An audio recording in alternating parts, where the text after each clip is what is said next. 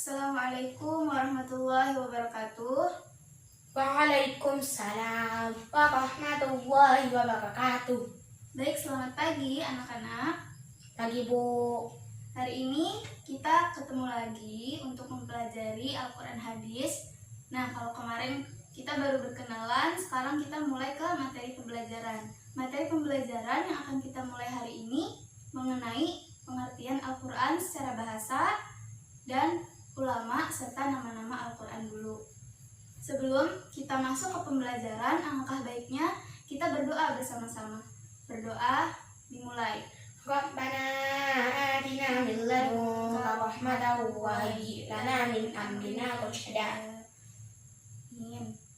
Lalu selanjutnya, karena kita akan mempelajari Al-Quran, Al-Quran itu ada surat pembuka kan? Surat pembukanya adalah surat Al-Fatihah. Lebih baik kita membaca Al-Fatihah terlebih dahulu. Al-Fatihah. A'udzu billahi minasyaitonir rajim. Bismillahirrahmanirrahim. Alhamdulillahi rabbil alamin. Ar-Rahmanir-Rahim. Maliki yaumiddin. Iyyaka na'budu wa iyyaka nasta'in. Ihdinas shiratal mustaqim. Shiratal ladzina an'amta 'alaihim ghairil maghdubi 'alaihim waladdallin. Rabbil firli wa liwalidayya wal mu'minina amin. Alhamdulillah, kita sudah membaca doa dan Al-Fatihah. Baik, pembelajaran hari ini mengenai Al-Quran Hadis. Yang pertama adalah pengertian Al-Quran. Pengertian Al-Quran ini ada secara bahasa dan secara istilahnya. Yang pertama, secara bahasa Al-Quran yaitu bentuk masdar dari kata kerja qoro'ah, artinya membaca. Dengan perubahan bentuk kata tasrif jadinya Qara'a yaqra'u dari Qur'anan. tasrif tersebut, kata Qur'anan artinya bacaan yang bermakna isim maf'ul, yaitu makru. Artinya adalah yang dibaca. Karena Al-Quran itu dibaca, maka dinamailah Al-Quran. Kata tersebut selanjutnya digunakan untuk kitab suci yang diturunkan Allah kepada Nabi Muhammad, yang sekarang jadi kitab kita sebagai pedoman kita. Lalu selanjutnya, itu kan secara bahasa tadi. Lalu Al-Quran secara istilahnya, secara terminologinya. Menurut para ulama, ada beberapa pendapat yang berbeda-beda. Di antaranya adalah menurut Syekh Muhammad Khuyribe dalam kitab Tarikh At-Tasyri' Al-Islam, Syekh Muhammad ini mengemukakan definisi Al-Quran sebagai berikut. Bismillah. Al-Quran huwa lafdhu al-arabiyyu al-munazzalu ala Muhammadin sallallahu alaihi wasallam litadabburi wa tadabburi al-manqul mutawatiran wa huma rafatainil mabdu bi suratin al-Fatihah wal maktum bi suratin Nas. Nah, artinya adalah Al-Quran ini adalah lafaz atau firman Allah yang berbahasa Arab yang diturunkan kepada Nabi Muhammad SAW untuk dipahami isinya dan selalu diingat. Yang disampaikan dengan cara mutawatir yang ditulis dalam mushaf dan dimulai dengan surat Al-Fatihah tadi yang kita baca dan diakhiri dengan surat An-Nas. Lalu selanjutnya pengertian menurut Syekh Muhammad Abduh. Ada lagi nih perbedaan pendapat. Menurut Syekh Muhammad Abduh, Al-Quran itu analah Al-Kitabu wal Qur'anul maktub fil masahif fil mahfud fi suduri man ana bihifdhihi minal muslimin. Artinya, kitab Al-Quran ini adalah bacaan yang tertulis dalam mushaf-mushaf yang terpelihara di dalam dada orang yang menjaganya dengan menghafalnya, yakni orang-orang Islam.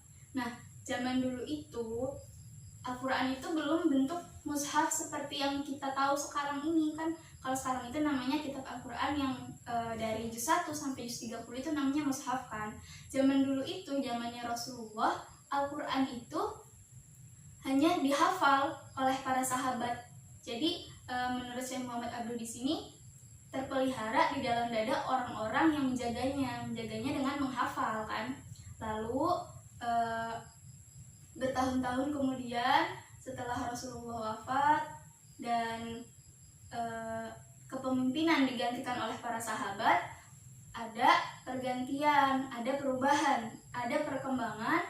Al-Quran ini dibentuklah mushaf. Karena kenapa? Pada saat itu terjadi beberapa peperangan yang menyebabkan para sahabat yang hafiz, para sahabat yang penghafal Al-Quran ini gugur dalam peperangan. Jadi karena takut isi dari ayat-ayat Al-Quran ini tidak murni lagi, jadi para sahabat memutuskan untuk membuat mushaf agar terjaga kesuciannya, terjaga kemurniannya dan keasliannya. Nah, dari pendapat-pendapat tadi itu dapat disimpulkan bahwasannya beberapa unsur dalam pengertian Al-Quran itu sebagai berikut nih. Yang pertama, Al-Quran itu adalah firman atau kalam Allah ya. Lalu yang kedua, Al-Quran itu terdiri dari lafaz yang berbahasa Arab. Lalu yang ketiga, Al-Quran itu diturunkan kepada Nabi Muhammad SAW. Lalu yang keempat, Al-Quran merupakan kitab Allah yang mengandung mukjizat bagi Nabi Muhammad yang diturunkan dengan perantara malaikat Jibril. Tahu ya kalau misalkan Al-Quran itu diturunkan kepada Nabi Muhammad itu secara berangsur-angsur, jadi nggak langsung melalui malaikat Jibril gitu. Yang pertama turun Al-Quran itu ada surat Al-Alaq kan, ayat 1-5 ketika Rasulullah berkhalwat di Gua Hira itu, malaikat Jibril menyampaikan ayat yang pertama dari Al-Quran. Lalu selanjutnya Al-Quran merupakan bacaan mulia dan membacanya merupakan ibadah. Nah, ini nih kebaikan dan keutamaan dari Al-Quran itu sendiri. Kita sebagai umat muslim ketika membaca Al-Quran, bahkan ketika mendengarkannya saja itu udah merupakan ibadah, bisa dihitung nilai-nilai pahala, kita bisa dapat nilai-nilai pahala tersebut dari Allah. Lalu selanjutnya Al-Quran merupakan mushaf-mushaf yang diawali dengan surat Al-Fatihah tadi dan diakhiri dengan surat An-Nas. Itu kesimpulannya kan. Nah, yang terakhir, Al-Quran ini senantiasa terjaga atau terpelihara kemurniannya dengan adanya sebagian orang Islam yang menjaga dengan menghafal Al-Quran. Banyak dari anak-anak santri, dari mahasiswa-mahasiswa dan orang-orang lainnya, umat-umat Islam menghafal Al-Quran itu untuk menjaga kesuciannya, menjaga keasliannya. Nah, untuk kita yang masih awam, misalkan ada nih niatan menghafal Al-Quran tapi belum mantap, lebih baik pelan-pelan saja dulu dari minimal juz 30 lah. Kalau juz 30 kan kita sudah, anak-anak ini kan sudah aliyah, insya Allah bisa untuk menghafalkan juz 30 ini. Kan surat-surat pendek aja, nanti bisa hafalan sedikit-sedikit, lama-lama kan jadi banyak. Nah, kalau misalkan pengen nih menghafal semua dari juz 1 sampai juz 30, niatnya harus sungguh-sungguh, hatinya harus bersih. Karena apa? Ketika orang menghafal Al-Quran tidak boleh lalai. Kalau misalkan kita hafal, misalkan ada seseorang hafal 1 juz atau sekitar 2 juz, setelah itu dia nggak murojaah, tahu murojaah ya, mengulang-ulang hafalan, nggak murojaah lagi, udah aja dibiarin hafalannya itu, nggak baca-baca lagi, intinya lalai dia itu dalam hafalannya, itu nanti dia mendapatkan dosa ya, kayak gitu nggak boleh. Jadi benar-benar harus diniatin dalam hati, harus kuat tekadnya kalau mau menghafal Al-Quran, biar istiqomah murojaahnya, istiqomah hafalan laginya, dan menjaga Al-Quran itu dengan benar-benar sepenuh hati, seperti itu. Lalu nih, materi tadi kan pengertian Al-Quran dan sebagainya. Lalu materi yang kedua adalah nama-nama dari Al-Quran. Al-Quran itu bukan satu-satunya nama yang diberikan sama Allah. Nah, menurut Az-Zarkashi dan As-Suyuti dalam kitab Al-Itqan disebutkan bahwasanya Al-Quran ini punya 55 nama sebenarnya. Banyak banget ya. Nah, bahkan dalam ensiklopedi studi Islam disebutkan bahwasannya Al-Quran ini ada 78 nama-namanya. Lebih banyak ya dari 55. Nah, namun jika diperhatikan lebih lanjut, lebih dalam, lebih luas lagi, sebenarnya Al-Quran ini ada beberapa nama saja yang dalam Al-Quran ini, karena yang lainnya merupakan sifat dari Al-Quran itu sendiri. Nah, beberapa nama yang akan kita bahas hari ini ada 5 ya. Yang pertama adalah Al-Quran itu sendiri. Nama Al-Quran merupakan nama yang paling populer yang kita ketahui ya, yang paling sering disebutkan oleh orang-orang yang kita pakai sehari-hari untuk membaca Al-Quran itu. Kita misalkan ditanya kan sama orang-orang, misalkan ada non-muslim, pasti non-muslim juga tahu kitabnya orang Islam itu apa sih? Kitabnya orang Islam yaitu Al-Quran. Nah, nama ini terdapat dalam Quran surat Al-Baqarah ayat 185 yang akan Ibu bacakan ya. Bismillahirrahmanirrahim. Syahrul Ramadan alladzi unzila fihi al-Qur'an hudan linnas wa bayyinatin minal huda wal furqan. Artinya adalah bulan Ramadan adalah bulan yang di dalamnya diturunkan Al-Quran sebagai petunjuk bagi manusia dan penjelasan-penjelasan mengenai petunjuk itu dan pembeda antara yang benar dan yang batil.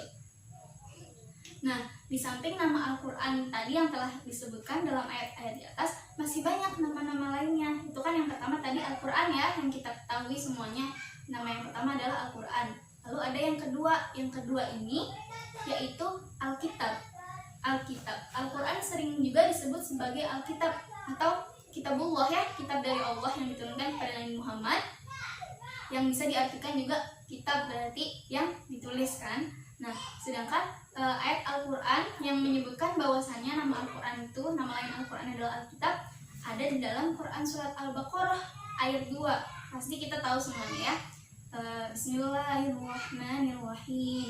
Dzalikal kitabu la raiba fihi hudan lil muttaqin.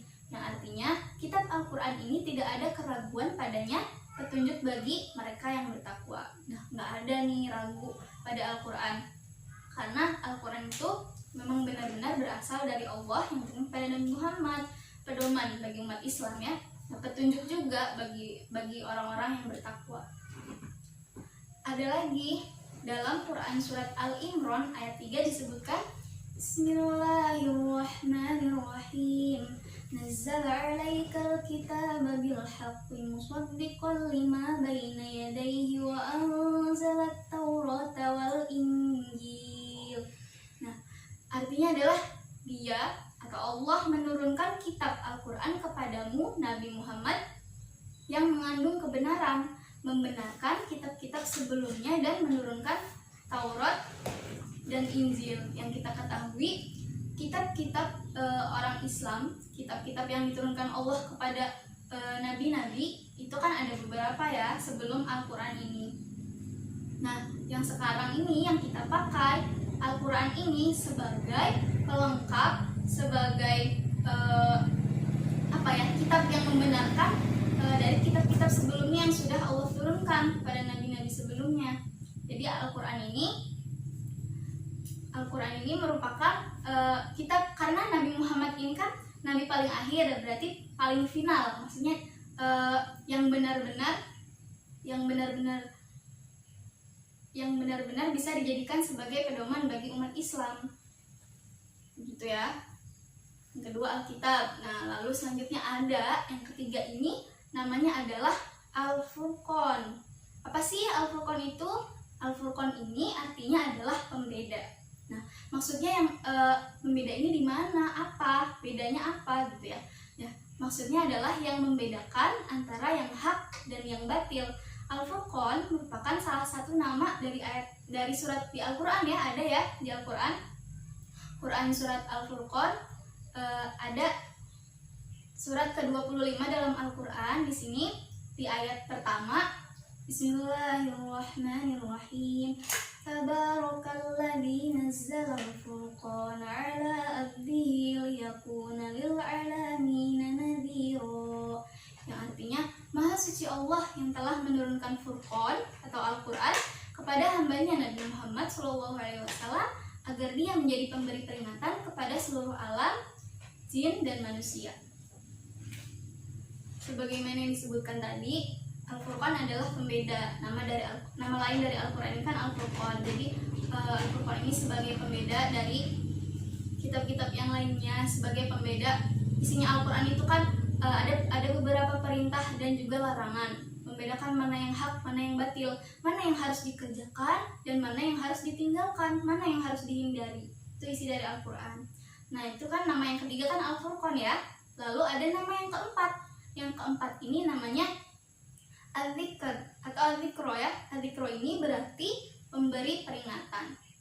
Maksudnya apa sih pemberi peringatan itu? Jadi Al-Dzikro ini maksudnya adalah yang memberi peringatan kepada manusia. Nah, ayat yang menyebutkan Al-Dzikro sebagai nama lain kitab Al-Quran ini ada di dalam Quran surat Al-Hijr ayat 9 yang berbunyi Bismillahirrahmanirrahim. Inna nahnu nazzalna dzikra wa inna lahu lahafizun. Yang artinya sesungguhnya kamilah yang menurunkan Al-Quran dan pasti kami pula yang memeliharanya. Al-Dzikr ini kan sebagai peringatan ya kepada manusia. Di dalam Al-Quran ini banyak sekali peringatan-peringatan yang disampaikan kepada manusia. Misalkan nih ada ayat-ayat Al-Quran sebagai peringatan, pasti awal pertamanya kan memang ditujukan kepada manusia ya. Nah, awal ayat ini pasti ya ayyuhan nas, itu pasti ditujukan kepada manusia, seperti itu contohnya ya. Lalu ada nama yang kelima, nama yang terakhir dari Al-Quran, yaitu At-Tanzil. At-Tanzil apa sih Bu? Artinya At-Tanzil itu artinya diturunkan ya. Al-Quran ini kan diturunkan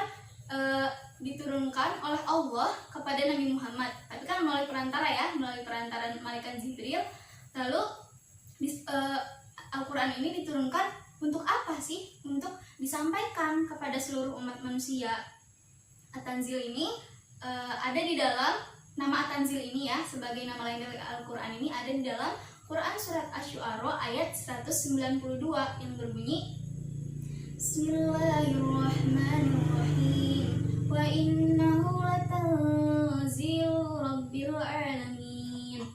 Artinya, dan sungguh Al-Quran ini benar-benar diturunkan oleh Allah, Tuhan seluruh alam. Jadi sebagai bukti ya bahwa Al-Quran ini benar-benar diturunkan oleh Allah, benar-benar firman Allah yang diturunkan kepada Nabi Muhammad yang untuk disampaikan kepada kita semua. Jadi kita benar-benar harus menjaga Al-Quran.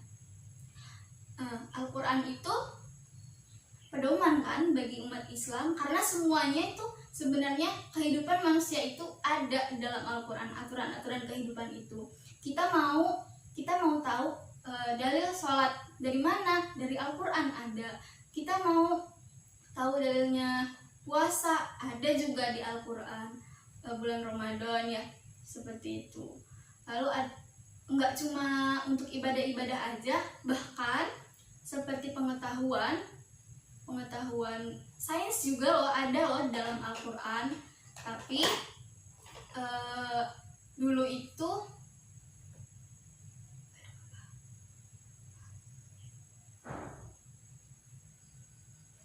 jadi banyak sekali pengetahuan yang disampaikan di Al-Quran sebenarnya ya. Semuanya itu ada, medis lah ya, kesehatan seperti itu, terus kepemimpinan, pemerintahan ada di dalam Al-Quran, semuanya termaktub dalam kitab suci Al-Quran.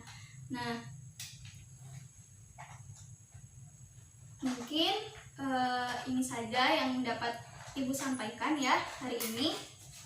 Untuk selanjutnya, kalian yang Ibu sampaikan tadi, kalau kalian menyimaknya dengan baik, kalian bisa menyimpulkan ya, buat semacam resum untuk tugas kalian, tugas mandiri ya, masing-masing cukup 1 halaman aja. Ini disampaikan ke Ibu ya materinya. Nah, mungkin cukup sekian ya materi yang Ibu sampaikan hari ini. Bagaimana anak-anak, apa ada yang ingin ditanyakan? Tidak ada Bu. Tidak ada, betul ya? Tidak ada ya? Betul. Baik, benar nih kalian udah paham? Sudah paham Bu. Alhamdulillah. Maka kita bisa akhiri pembelajaran hari ini ya. Semoga bermanfaat. Kurang lebihnya mohon maaf. Wassalamualaikum warahmatullahi wabarakatuh. Waalaikumsalam warahmatullahi wabarakatuh.